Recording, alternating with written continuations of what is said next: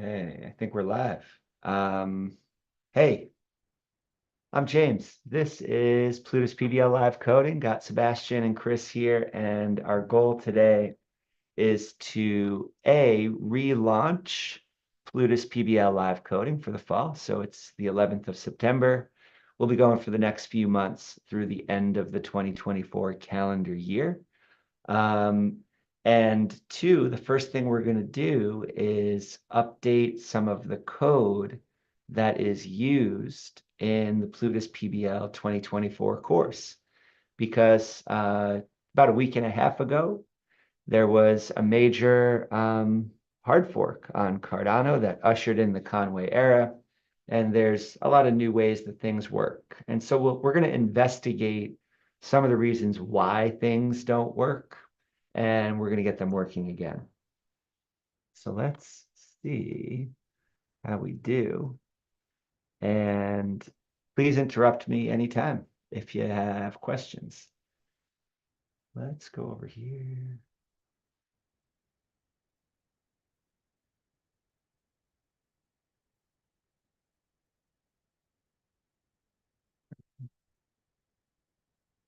Cool.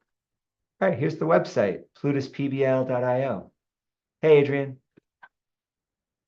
Uh,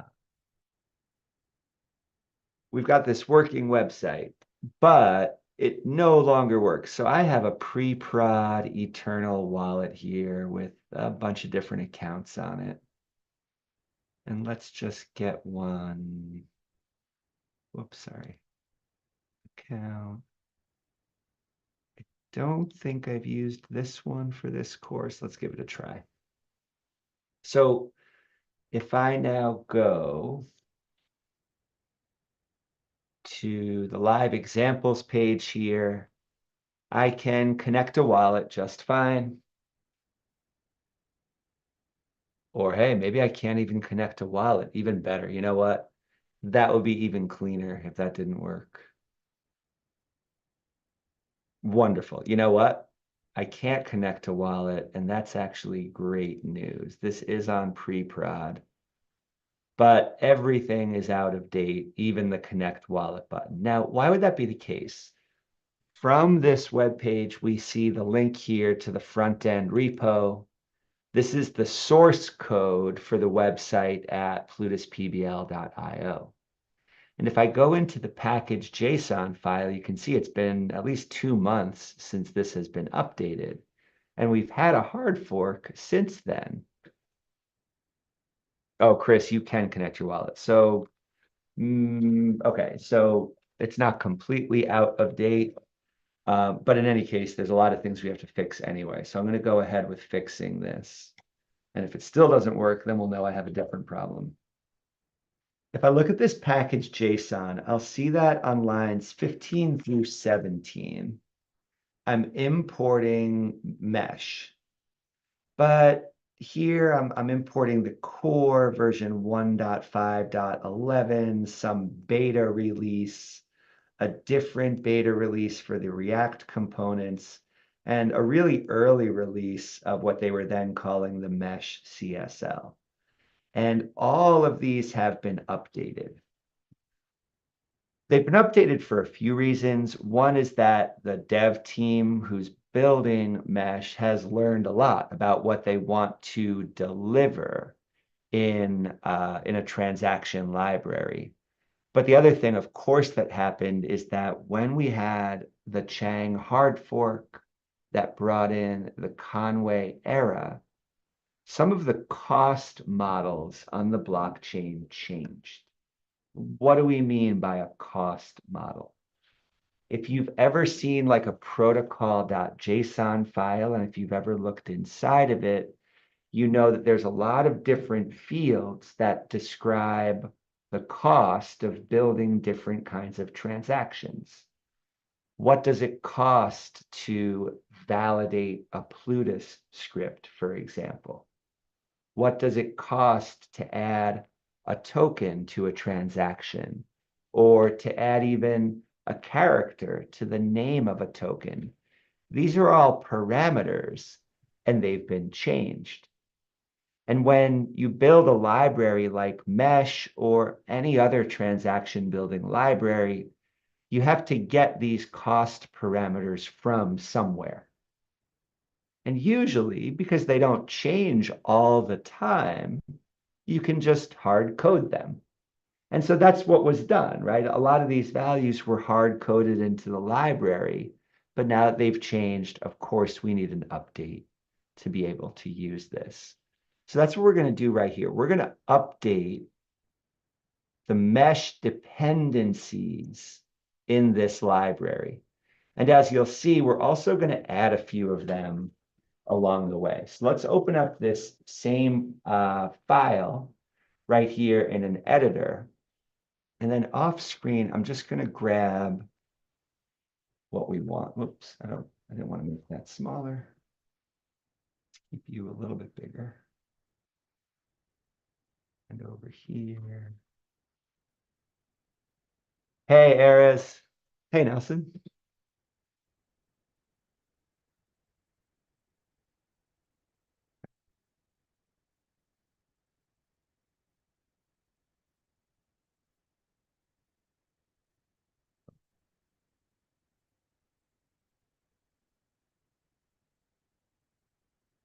One second here. These are in different notes.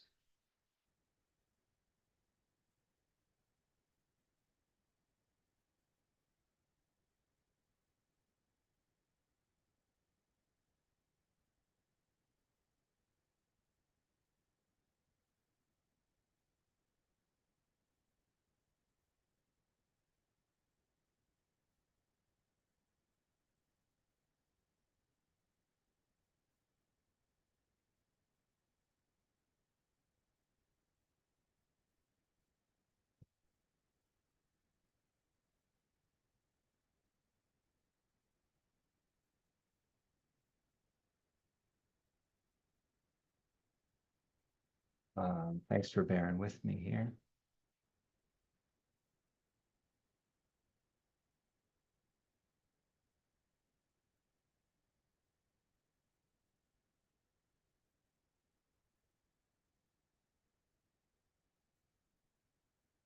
Back into here. All right, so what we're going to replace this with, and what I was just doing off screen is just finding some notes about what we wanted to add here. Let's pull those in. And these are the lines we're going to add right here. Now, a few things. You should already notice that the names of some of these imports have changed. And of course, the version is now consistently 1.7.0. If I go and take a look at the mesh repos, right? Here's mesh.js on GitHub. You'll see in the releases section over here, the latest release is 1.7.0. They labeled it Chang, and it was published last week. So 1.7.0. And if you look up mesh packages on NPM, you'll see the same thing, version 1.7.0. And so that's what we are using right here. There's still a core library, core, right? So we're replacing that with this.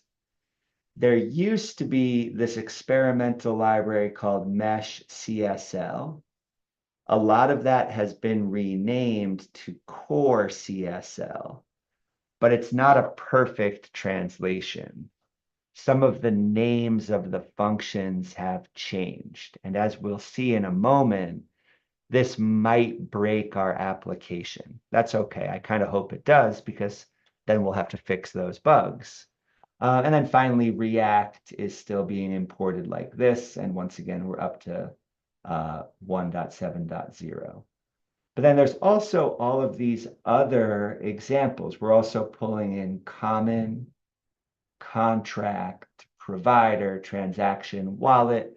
And this just speaks to how the mesh team is modularizing the mesh libraries, right? You can take just one piece of this, but you don't have to take it all at once. We're just going to import everything for now. so we can learn how to use this. All right. So if I update a package.json file by hand, that can be really convenient. Okay. So you might be familiar with like using NPM commands to update your dependencies. And of course, that's fine. But another way to do it is just to open your package.json file, add the dependencies you need, or bump the version numbers. And so I just did that by hand here. After I do that, I have to make sure I actually have installed these newer dependencies. So what I'm going to do is actually just do a hard reset on my install. When you first clone a repository like this, you probably won't have a node modules file. In fact, this is ignored, right? So if I look at the git ignore file, you'll see that node modules is not going to be included in the Git repo. And that's a good thing. There's a lot of files in here. It would make the repo much larger. But also this ensures that whenever somebody grabs this, they can install fresh everything for the first time. What's nice about this is that, oops. What's nice about this is that if we just delete this directory, we can install this repo as if it's fresh. And when that happens, version 1.7.0 of all those mesh dependencies will be installed as if for the first time. Okay, so let's remove, and I'm going to recursively force this, right? Recursive means it's going to delete all the subdirectories of node modules. I'm going to force it because I don't care if there's any warnings about this. I just want to do the whole thing. I'm going to get rid of that directory. Great. It's not there anymore. I'm also, just to be safe, going to delete the .next directory, which is generated when you spin up a next project. This part isn't always necessary, but every once in a while you run into some bugs by having like an old version of a dependency in the .next folder. I might as well just delete it and start over. Great. So that directory is now gone as well. And now if I tried to run something like, well, let's make sure I'm using the right version of Node, nvm use Node to get the latest. If I tried to run npm run dev right now, I would get some errors because I haven't run npm install. There's no node modules folder for this dev command to reference. So first I have to run npm install, just like if I was cloning this repo for the first time. And this will take a few moments. Anybody have questions yet?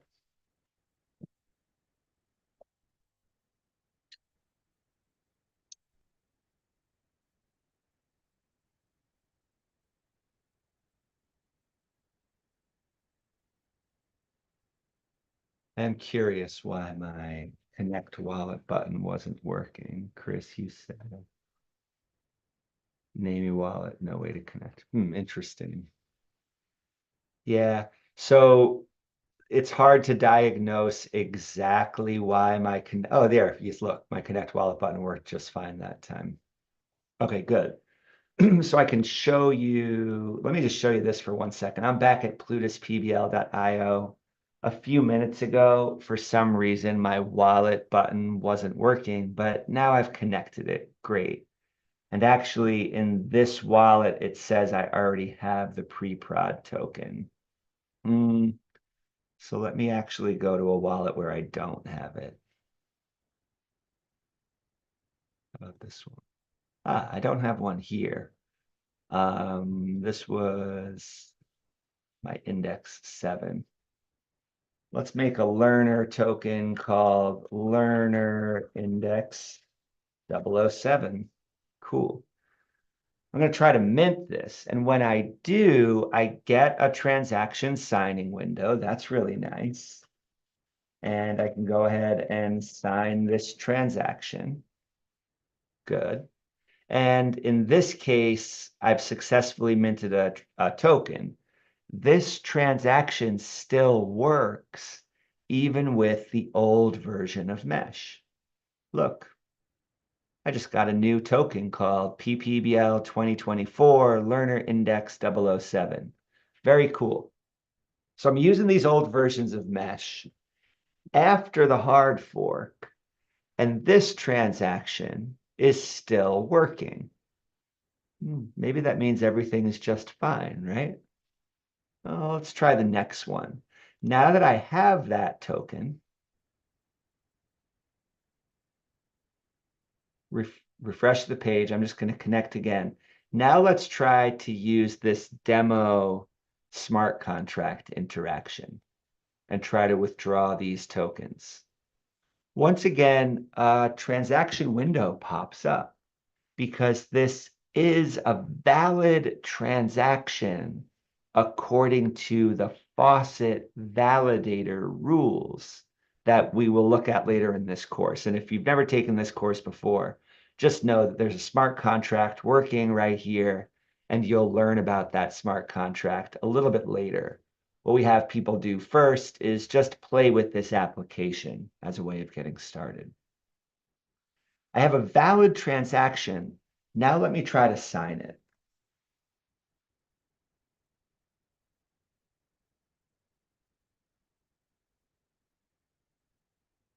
I got nothing. That's because we can probably go ahead. Oh, there it is. Aha, that's what I was looking for. So I get this error. Okay.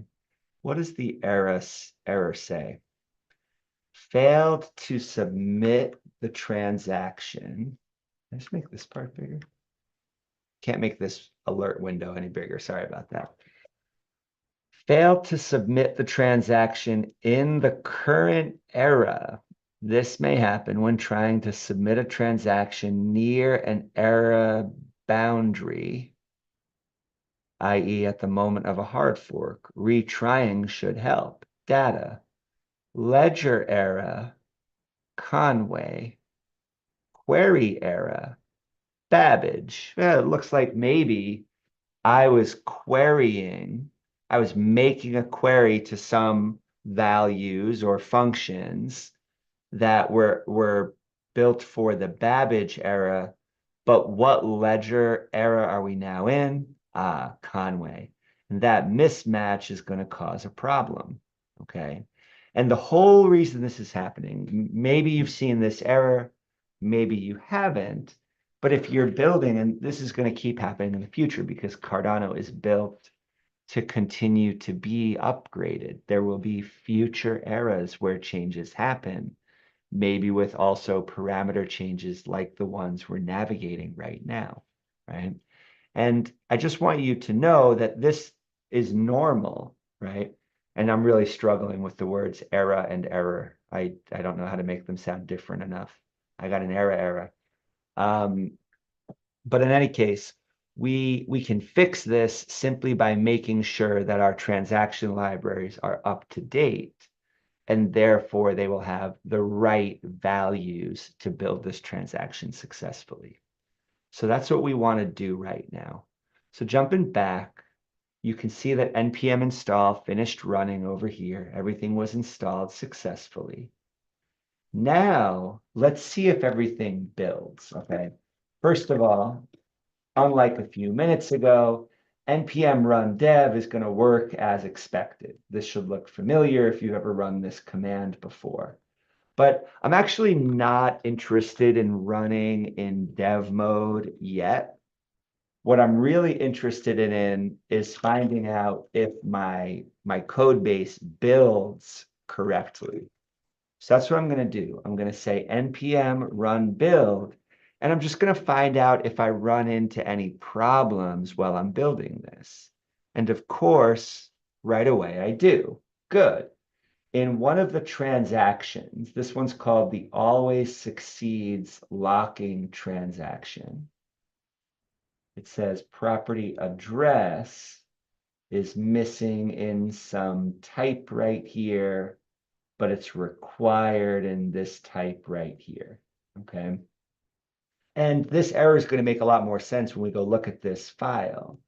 So let's go do that. Always succeeds locking TX. Always succeeds locking TX. And as soon as this loads up, here's the error right here. Let's go a little smaller again.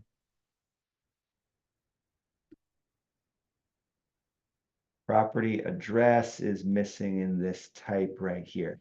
So why? What is this thing? We've got a transaction where we're trying to send some value.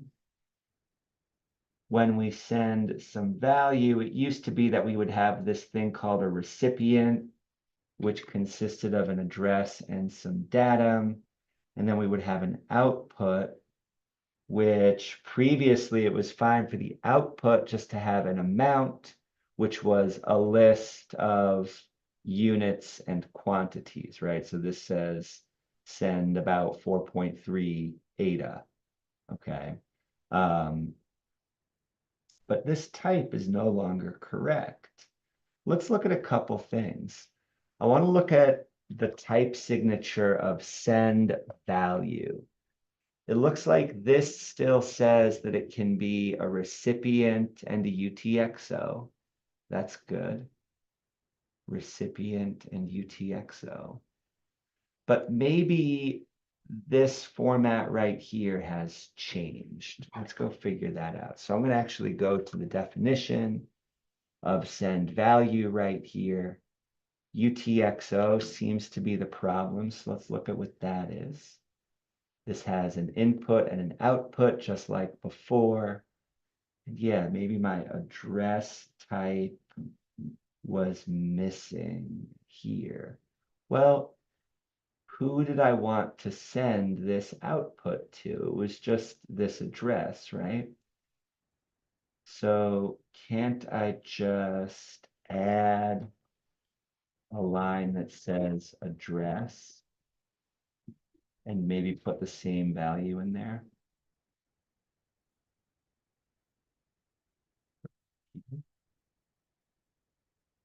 How's that look?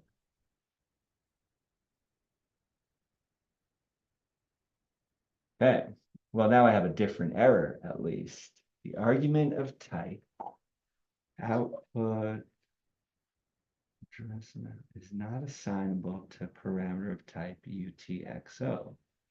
Property input is missing in this type. Yeah, that's exactly right. We used to be able to create partial UTXOs and send them. And it looks like this has changed. So what can we do here? We're happy with the address part and the amount part, but we want an input part. So there's a few ways that we could handle this, right? Because once again, send value takes a recipient and a UTXO. Let's do this. In the past, we've always used partial UTXOs.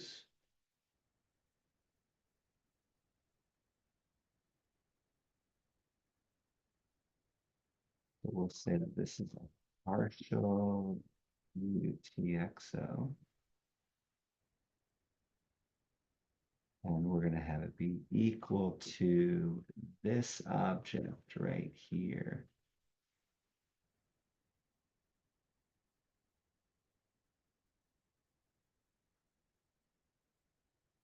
So it's not complaining at all about that being the type of UTXO. Let's just see if we can then pass that as the second value to send value. Aha. So partial UTXO is not assignable to this parameter. That's exactly right. Send value expects a UTXO. However, we're trying to create a partial one here. Does it allow me just to define a UTXO type without an input? No, it doesn't allow that. Okay.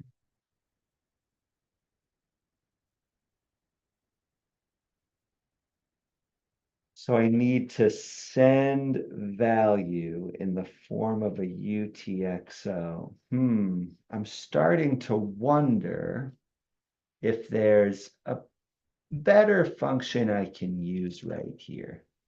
Because I'm not really happy with send value. I mean, look what it's, oops, I don't want that either. Because what it's doing is it's saying, well, you got to send a UTXO. I can't know the input of that UTXO because I'm just making it. So maybe there's a different function I can use. Send, instead of send value. Yeah, what about just for now sending Lovelace? That would be nice, right? Because now we don't actually want to, we're not sending anything other than Lovelace anyway. That requires a recipient just like we have, and then just an amount of Lovelace as a string. Well, that seems convenient. So let's just grab this string right here. We can make it any amount we want to. This is just a silly number, just to show that it's possible. Let's continue to use that. 4321765. Nice. No more errors there. So I don't need this anymore. Not using that import, so that's good. Good, no more errors there. And that's debugging, right? That's basically what we're probably gonna have to do a few more times before this thing builds successfully, but hopefully you're getting a feel for the pattern. So let me let's stay over here. Okay. Let's leave this for just a moment and let's try to build again. What we're going to see is that, okay, well, that error's fixed, but now there's a new one. Let's hit this one as well. Mint native asset with connected PKH. Let's find it. Mint native asset with connected PKH. All right, where's the error? It says that forging script, argument of type string undefined, is not assignable. All right, so our forging script was defined up here, and it is possibly undefined because we use a use state hook, right? We say that forging script can either be a string or before it's initialized undefined. And then we set it only after a wallet is connected, right? So we use a couple of hooks. We use the use address hook so that anytime a wallet is connected, address gets the value of the address for that wallet.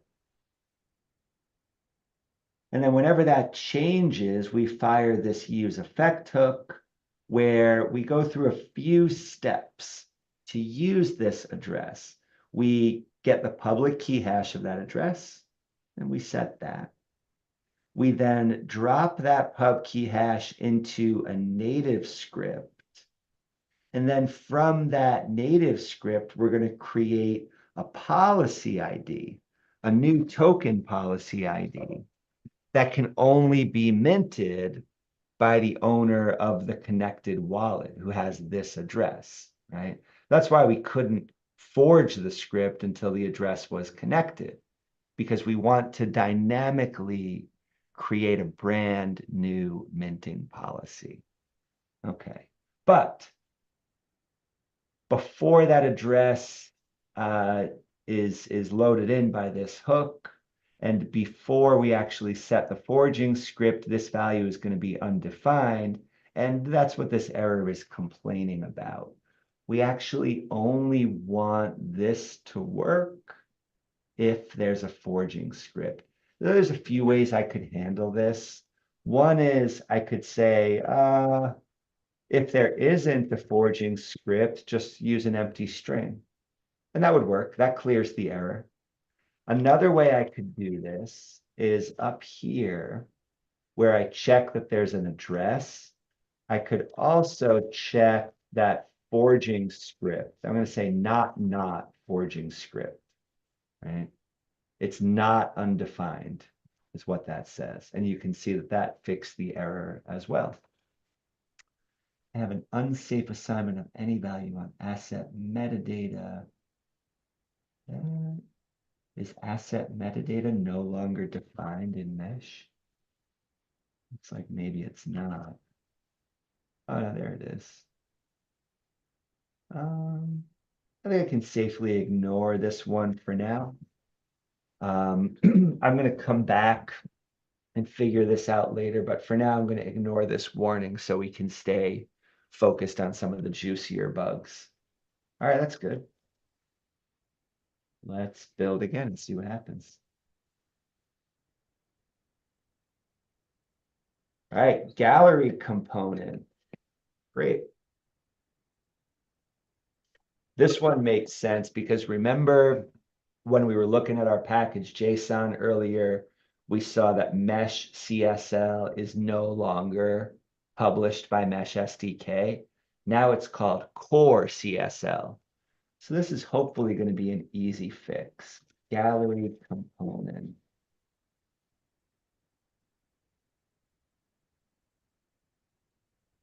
What would happen if I just changed this to Core CSL, which is now imported?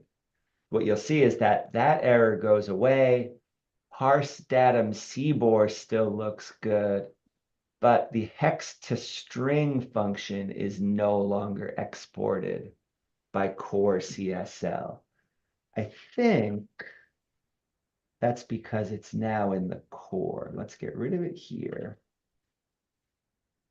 And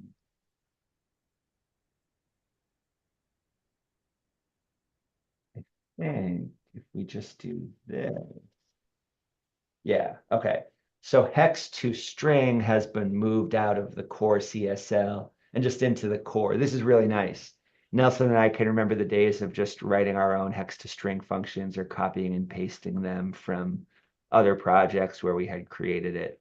Now it's just built into Mesh because it's very common that you might have to convert from hex to string or vice versa. So you can find those new functions. Let me see if I start typing string to hex. Yeah, that's also now exported by Mesh. Very nice. That's helpful. All right, more bugs squashed. Let's find some new ones. I'm going to keep running npm run build until I don't get a build error.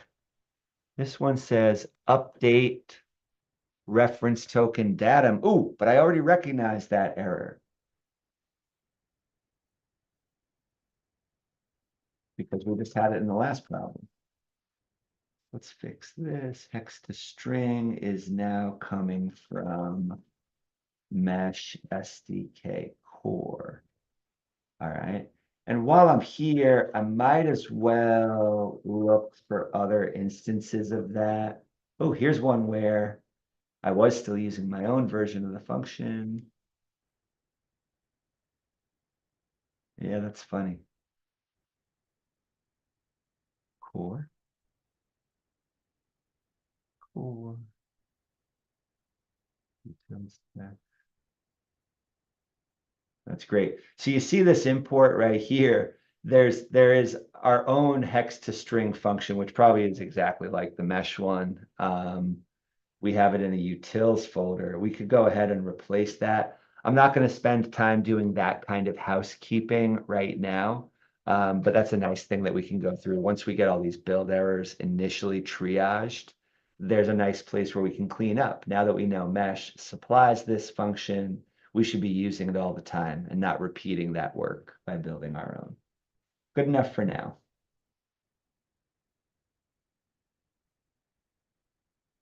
Build again.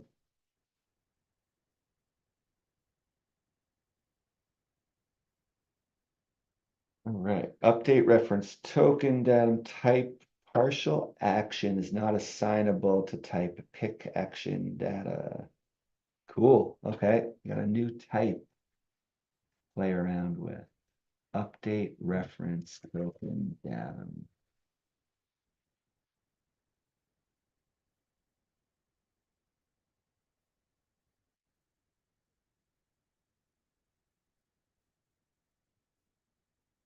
Beamer type partial action is not assignable to pick. Okay. I'll have to play with that for a second. I see another error here. This one should be easy. This one says unit reference token unit is not assignable to type string. So like before, I could wrap this whole thing in an if statement, or I could just say, okay, if this thing is undefined, put an empty string there, and that'll solve that error. We'll just do it that way for now. So this redeemer is passed to redeem value. Redeem value used to take this partial action type, but now it takes something new called pick action data. Interesting. All right, we're gonna have to fix that. Let's go take a look at the definition of redeem value, where we can see, and you can see right now I'm in my node modules directory, node modules, mesh SDK transaction, okay? But I can still read this code here and drill down into it. And I can see that redeem value, redeemer, is an optional property. It's the union of this pick action data thing and maybe a budget. What's a pick? Pick. Pick is defined. Oh, this is built into TypeScript. Okay. Pick from T, pick a set of properties where keys are in the union K. Okay, so from some type, we're going to create the set of properties that are available. Would it be either in action or data? Oh, okay. Yeah, I'm not ready off the cuff to interpret that, but let's just see if we can get this working. Instead of using the old partial keyword up here, now what if we just changed this type to pick, right? Data, like it says. Looks good to me. All right, so you see what just happened. Let me undo that for one moment. I wasn't sure exactly what to do, but by reading this error message, where I used to have partial action, replaced that with what the error message said, and that solved it. Okay, so just reading our error messages can usually give us a pretty good idea of what needs to change. Let's bring that change back, and we can see that that error is resolved. Very nice. I bet I'm going to see that one again. Partial action. Am I using that anywhere else? Yeah, the faucet withdrawal transaction. Good, we're going to want to fix that. Let's go do it. So it's not complaining here, but I bet it complains, yeah, down here. Ooh, we've got a UTXO problem as well. Okay, so several different errors that we've already seen are all present in this transaction file. And actually, this is the transaction that is broken over here in our example. So this is really good. This is what I wanted to really get to today. Now we're finally digging in to the transaction of the moment, PPBL faucet withdrawal. Let's get this working again. First of all, I know I can just do this for any string that might be undefined. That's okay. Oh, I know that didn't solve all my problems though. Did it? Could not have.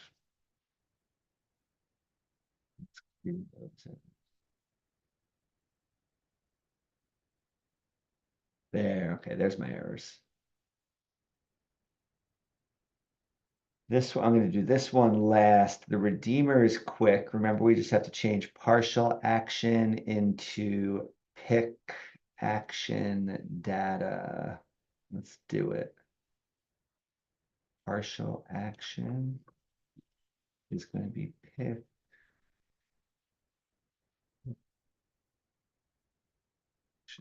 That's great. Now, I still didn't resolve the error yet because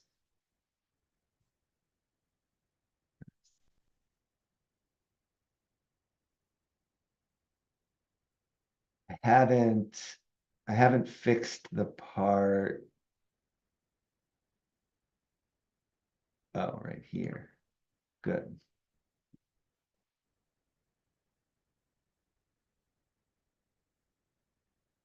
Quite good. It's taken care of. So now I just have to do this partial UTXO part. Now I'm back here, send value. What are my other options?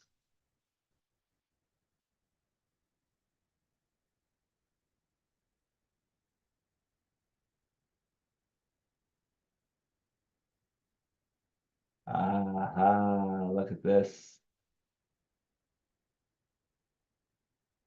Okay, so this is really, really good. So I was actually confused a few minutes ago by our send value function and the way that UTXO had been changed so that we could no longer include a partial UTX. I guess, well, no, UTXO didn't change.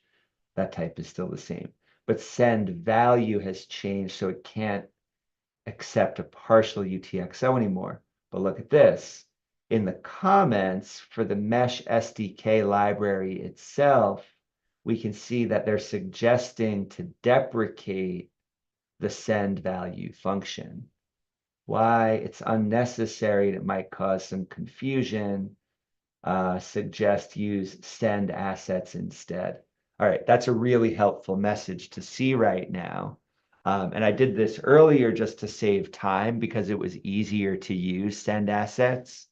But now I'm seeing here in the code, maybe I should never be trying to use send value at all. And we can use send assets instead, which looks like this. It takes a recipient just like send value does, but instead of taking a UTXO, it just takes the value. And that's good because everything else that would be in the UTXO is redundant, right? We know we're sending to a recipient. That takes care of the address part in the output. And then if there are if there's any scripts or datum involved, that's all handled elsewhere now. We don't have to include that when we're talking about the assets that are being sent. So let's change this function to be send assets.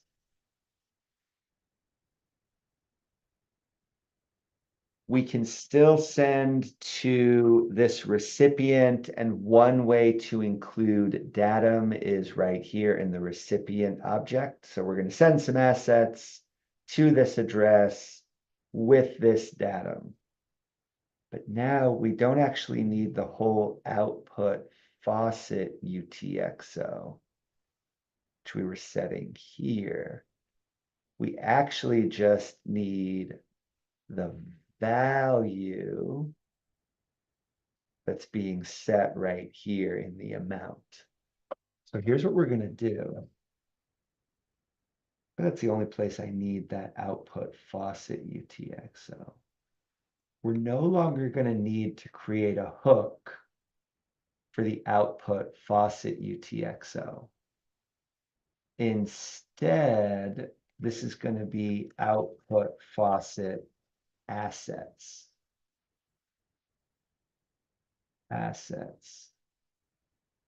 And it's going to be a list of assets. Asset list. Great. And that's going to break it. Look, now I have 6 different errors I have to fix, and these are not used, but that's because I have to go through and change the names elsewhere. So now instead of setting the value of the faucet UTXO to this whole UTXO, we just want this part, this list of amounts. Output faucet assets is going to be a list of assets, just like we said it should be above. And let's just get rid of this. And we're going to make this a simple list. Goes to here. And we don't need these lines anymore.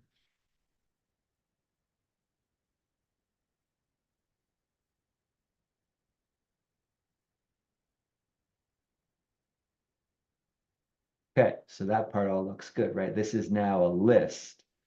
Output faucet assets, no longer an object. It's a list that goes from line 100 to 106. This list has 2 objects in it. It's got the amount of Lovelace from the input faucet UTXO. That's not going to change. This is pretty close to the min value. And then it's got an updated number of faucet tokens. Nice. But we still have some errors just because we haven't replaced these names elsewhere. Console logging these things. Sure, we can continue to log that. It's helpful. Okay. And then right here, instead of sending a UTXO, we're sending this list of assets, type matches, and now we have no errors left. Very nice. Save that. We'll build again.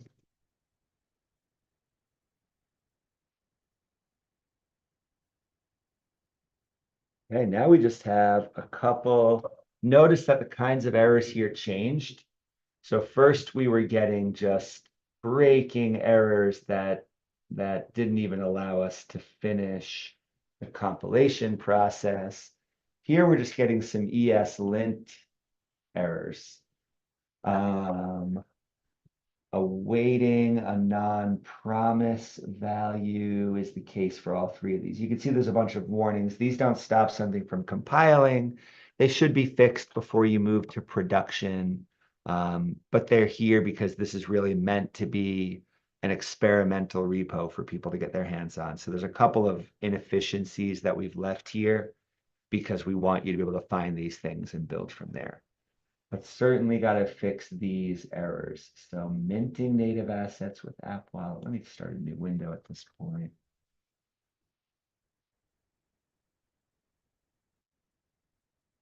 First one I want to look at is minting native assets with App Wallet.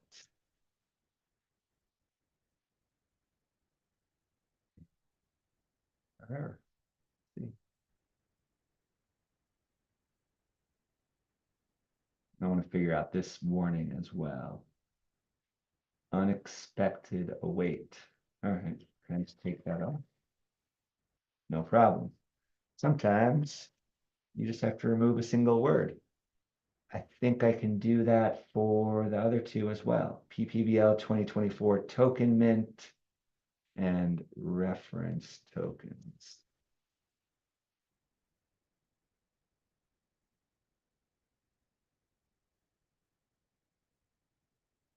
Fine, we will not await it.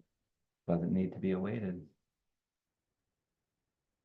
And one more reference tokens.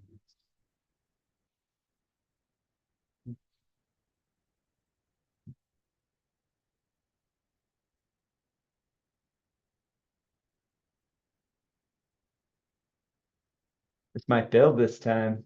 This might work.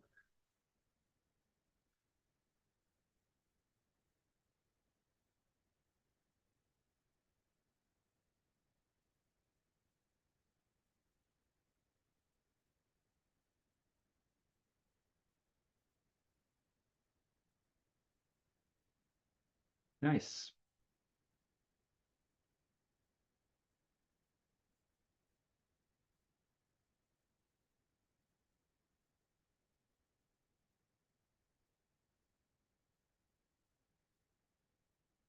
Okay. So the first part of our journey is complete. We've updated those mesh libraries. Um, we fixed all the build errors and any breaking changes. Wasn't too painful. Coming in at under an hour for that work, so not too bad. But I actually don't know if it actually works. So let's do that next. Now I'm going to say, since I already built it with npm run build, I can run npm run start, which is just going to run the built version, not the dev version of this code. Okay. And so it'll run as if it were running on the server. Let me go back to my browser. And instead of testing this transaction at the PPBL site, let's test it at the local host. It's going to look the same. It's the same code. Oh, but there's one more thing, right? This connect wallet button. All right. So when we migrate to these newer versions of Mesh, you can see that we lost the styles of this button right here. And to fix that, bear with me once again for just a second. I have to grab this line from my notes.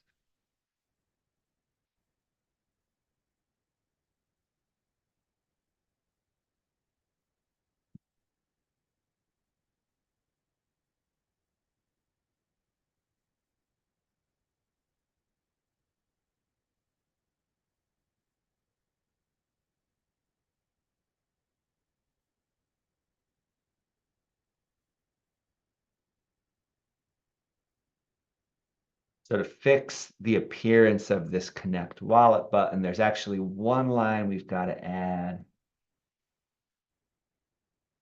to our app.tsx page. If you're familiar with the Next application, this is what wraps your entire application. Okay, so a lot of the things we do here are global, like you can enable fonts and global colors, that kind of thing.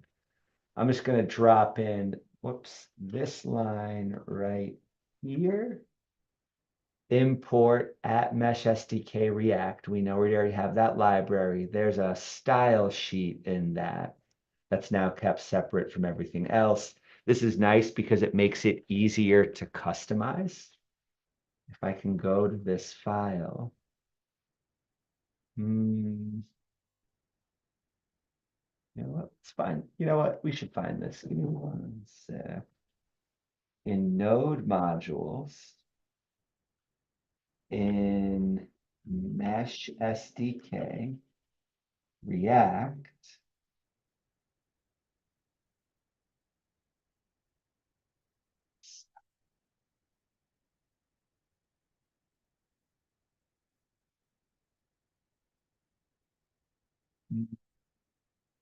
Or I'll find that at a different time.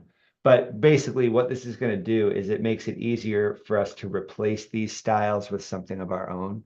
And that was actually a pain point with earlier versions of Mesh, is that you kind of had to jump over backwards to customize the look of the wallet button. So this is a little bit closer to home now. That's really nice. It's not included by default. That's why I just added it. Let's save our work and let's just build this again. I could just run in dev mode, but I want to have the experience of using this app as it's going to be on the server. So I'm just going to take the moment to build again here.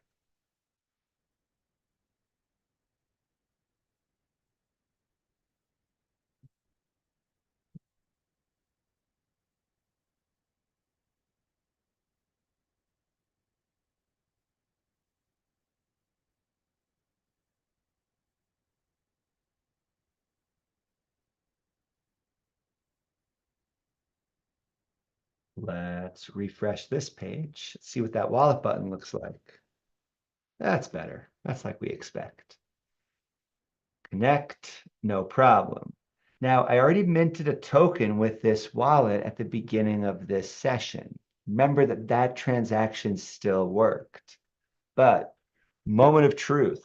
I actually don't know if this is going to work. This could be really embarrassing right now. Let's find out if this withdrawal transaction now works that we made these upgrades. Of course it doesn't. It says major type mismatch. Expected 4, got a 6. All right. Let's just confirm that that happens again. Major type mismatch. Okay. That one, I'm actually not 100% sure about why this happens. So what you just saw in this session is that I migrated to the new version of the mesh library. But I was actually just talking to Hinson, one of the core developers there, right before this call. And I was showing him a couple errors that I put in. And he said, those are very likely errors with the library. So rather than trying to diagnose this right now, this is where I'm going to reach out for help to the mesh team to say, hey, why might I have gotten this? And I'll show them code examples, or I'll show them, uh, we're not doing it here. Okay, actually, you know what? Yeah, let's move to dev mode for just a second to see if we can learn a little bit more about this problem. I can't promise we'll learn anything useful. So over in my terminal, I'm just running npm run dev instead of npm run start. And I'm going to reload this page. And what that's going to allow me to do is when I look at my console, at some of the errors here, they'll be a little bit more legible than they were a minute ago. Let's see. I'm going to connect a wallet. No problem. Try to withdraw. I get the same, well, not exactly. I mean, yeah, slightly more helpful message. CBOR invalid operation exception, major type mismatch. This feels like it's a helpful error, so I can bring it to those guys and ask about it to get help and report back. And it's happening right where I expect it to in the faucet withdrawal TX. That's no surprise. Handle faucet TX is triggered on line 141. There's something here with redeem value. Oh, I might know why this is happening. Let's take a quick look at this. This might have to do with the way we structured our redeemers. PBL, faucet withdrawal TX. What does the redeemer look like?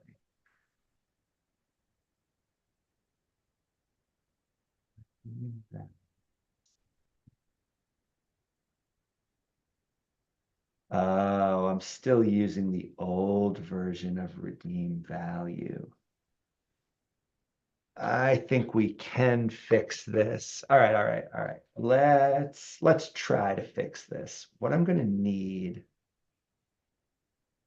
is I'm going to keep one of my other examples off screen while I look at this one.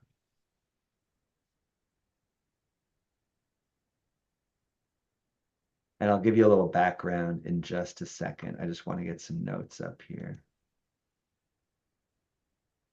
Hey, Newman. Hey, We are squashing bugs one at a time.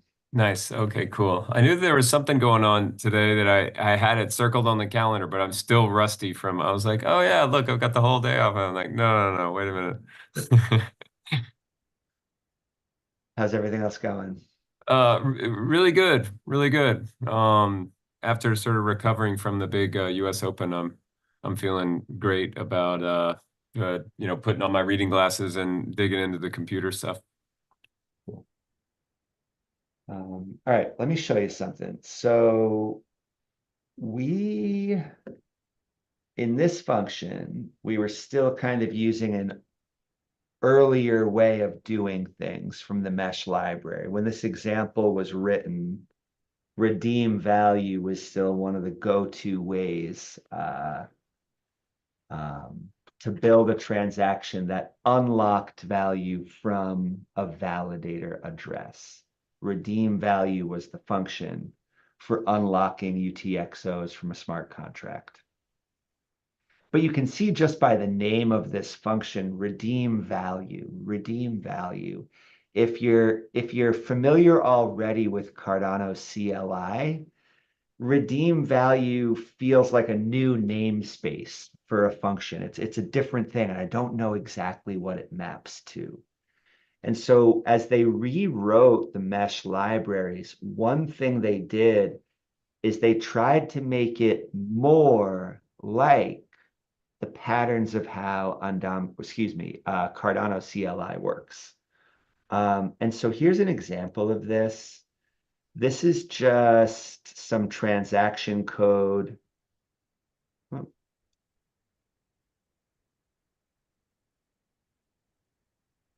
Yeah, this is just transaction code from the Treasury prototype that some of you are familiar with. But just for a moment here, let's look at how redeeming value works. Now, everything that used to go in redeem value is split up like this. We say that we're going to be using a spending script or whatever kind of script. In this case, it's a V2 script. That's fine. That's still going to be the case. We have an input transaction. We state that there's inline datum present. Okay. We state the redeemer value and the style that we're formatting it in, and then the reference UTXO. And that's all instead of doing it this way. And so, of course, we would have a validation error. I can't point to exactly where it's happening, but we're using this old way of doing things when there's a better way now available to us. So let's replace this. We're going to replace this with something new. And we're going to put it all between these lines just to keep it neat. All right, so I'm just going to copy off of the screen that's right next to me. First, we're going to say spending Plutus script v2. And then we're going to say tx in, and we're going to put an input into that. And we're going to say tx in inline datum present. Tx in redeemer value, and that's going to have some params. And finally, spending tx in reference. Okay. And we can fix those one at a time. Yeah, we're going to have to do some other things up here. That's okay. I think we can do this in 19 minutes. Let's see how fast we can move.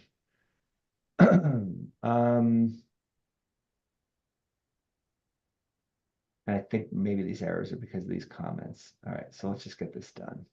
So first of all, our reference tx in used to be right here, reference UTXO, and that was defined up here. Really what we need now is just this transaction hash and this index. And I could hard code this down there, but since this object is already here, I'm going to do some of this refactoring later. For now, let's just pass spending TX in reference the values it expects.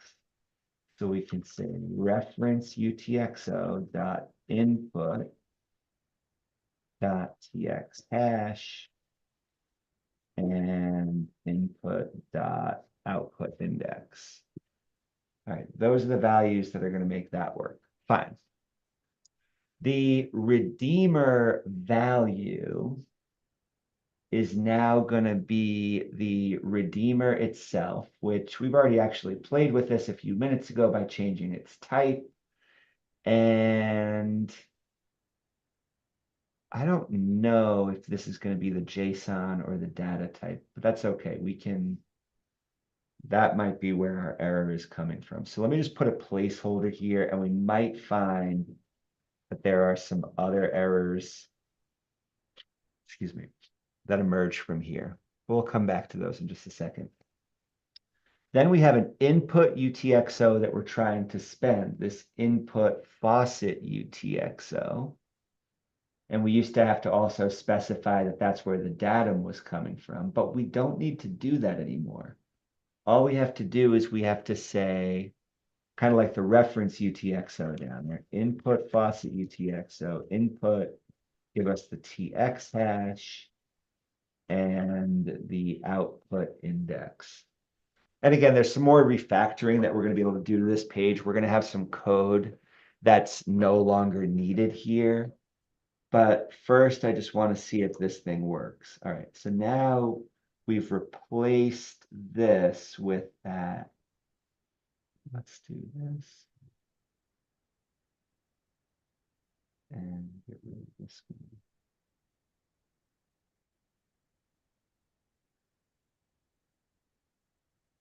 Does not exist on transaction. Very good, as it shouldn't. Because now we're going to initialize this thing in a new way. We'll pull a Maestro provider into here. No, I don't think we need it. But we can spin.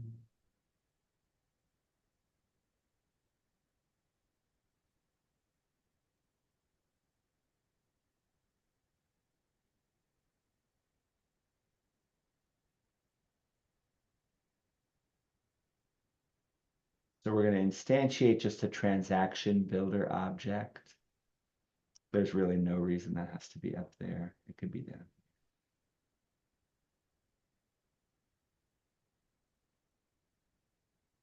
And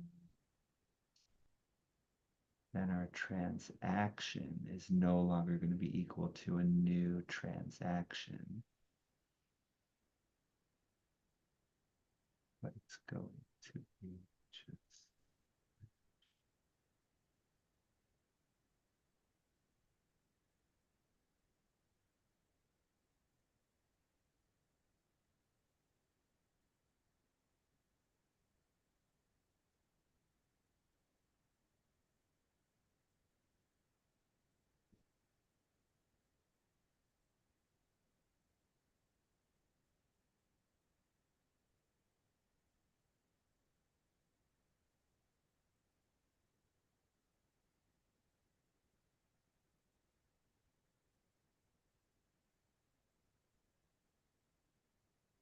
missing.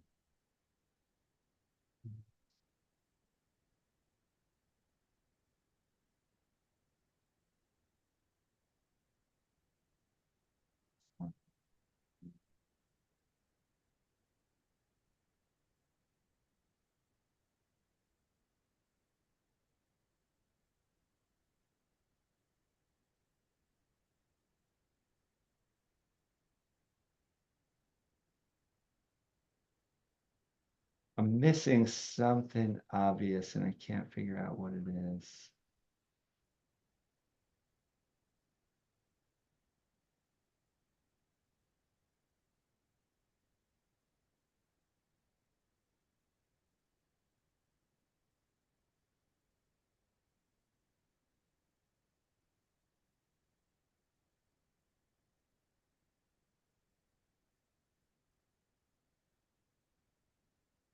think the real problem is, right, I'm still not sure why this part is happening.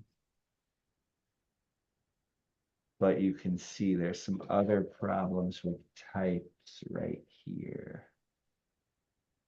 Yeah, we don't want to be using send assets anymore because that doesn't exist on Mesh TX Builder. All right. So there are a couple more things to change here. And that's okay. All right, we're not going to finish this in the next 15 minutes. I want to get this right. Okay, so this is partially complete, and there's going to be a few steps that follow this session.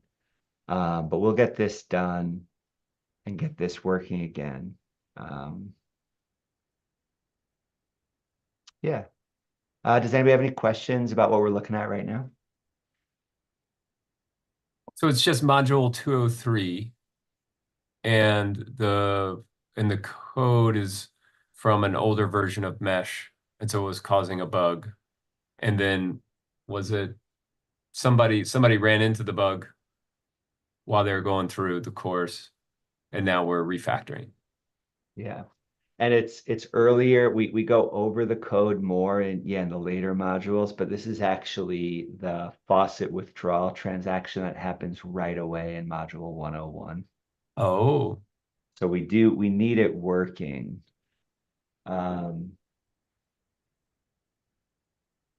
Yeah. huh.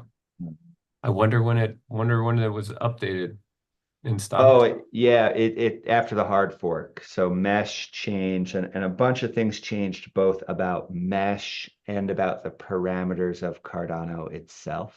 And both of Ah. those things together, we had to fix for both of those. And I actually forgot.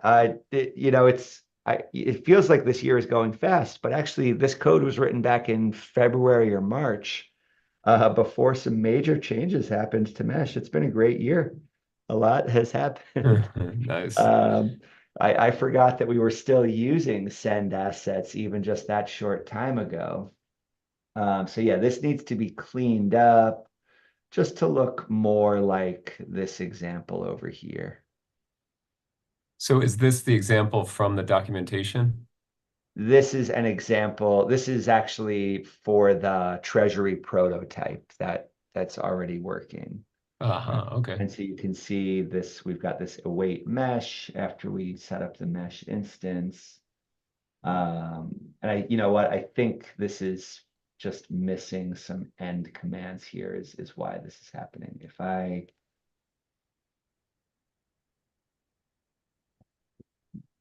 here, for that changing.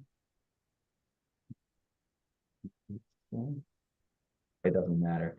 But yeah, so there's a series of functions here, and I lack the bandwidth in this moment to be this detail oriented, just because I have things juggling right now, I and totally get it. I know I'm not going to finish it in the next 10 minutes, but this might be a fun thing to jump back into, like at the end of open spaces tomorrow, if we get through some proposals. Yeah. Otherwise, I'll get this done, updated, and that'll inform documentation. But I'm glad we have this video of just some bug fixing. And yeah, we are now running again. So it's Wednesday, next Wednesday, and for most Wednesdays through the rest of the year, we'll probably skip a couple of holiday weeks in November or December. But for the most part, you can find us every Wednesday, 14:30 UTC, right here for Plutus PBL Live Coding. We're going to finish updating the course for the Conway era, and then we're going to see what everybody wants to do next. Could be anything. Should be fun. Hey, thank you for I was the one that brought it up actually. So Oh, appreciate that. hey, it's nice to meet you, Caesar. Yeah, thank you. I'm looking forward to attending more of these meetings. Awesome. Yeah, you can see kind of the context of why that thing was broken now. Hope it's helpful to see that. It's really good. Yeah. All right. Yeah, thanks for being so engaged. I'm excited to see where you go, and especially thanks for putting up with this this kind of broken course as we navigate this moment. Really appreciate you. Yeah. Yeah, I was talking to at least I got a support message back from Demeter, if that's how you say it. Yeah, And they upgraded their CLI and stuff, so it should be that part of it that I was having an issue with running those commands, those it should be fixed to the Conway era now. beautiful. Okay, and when you looked at Demeter most recently, did it say what version of Node it was running? Um, I posted it in the Discord. I forgot Oh, which all right. what was it was when I was trying to submit the simple transaction. Yeah. It was the CLI binaries, I think that needed to be updated, which led me That, to a whole like adding the word Conway before the transaction threw me for a loop for a few minutes too. I was like, wait, what? I thought I understood all this stuff. So Nelson, thanks for saving the day with that one. All right, I'm gonna push these changes just as a work in progress up to the PPBL repo. It won't break anything because of all of these errors, it won't be able to deploy. So I can't break it more than it's already broken. We'll have those changes up there. And if anybody feels inspired and wants to try fixing this, go for it. Just reach out on Discord. Otherwise, we'll have this up to date in the next day or two. Okay, it's just out of curiosity, is this like in the main branch? Or is this like It separate? is, yeah, for now it is. Let me put it up there right now.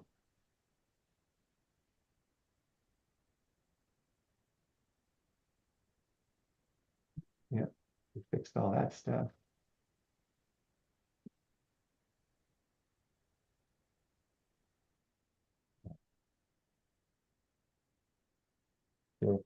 PBL, faucet, TX.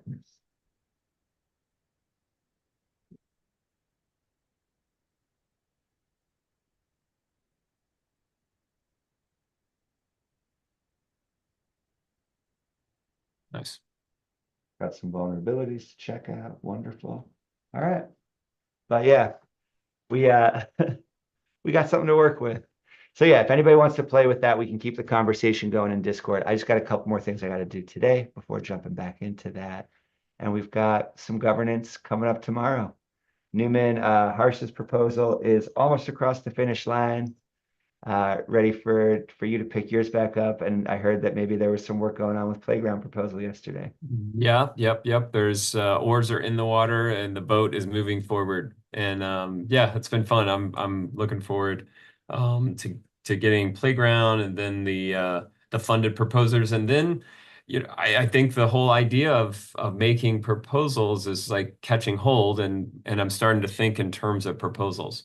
And that's like a welcome mindset shift. Love it. And then yeah, like starting to work with that format and see, like what is it when we go through the consent process, like what people really are interested in. And yeah. So the open spaces will start getting really good, I think.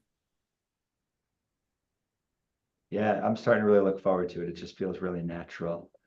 And Caesar, just so you know about that, we meet on Thursdays, same time as this meeting, but not to look directly at code, just to make plans for what we're going to do next at Gimbalabs.